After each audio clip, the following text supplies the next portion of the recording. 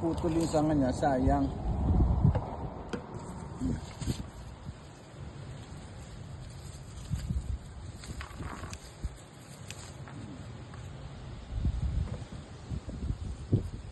Ito, sa kabila kadalan. Kaya nga itong kunin ko. Ito, ang ganda niya, oh. Okay. Salamat. Siguro sa taon magtanim muli ako ng puno na ganito.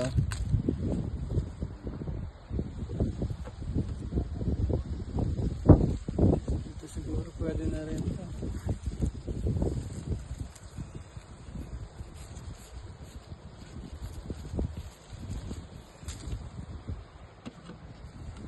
Dami.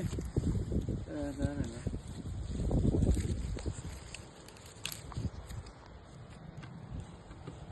Iwanan natin yung iba para mahinag po siya. Lagay mo. Itong dalawa. Pwede siguro siyang iwan pa, no? Kain niya ng ibon.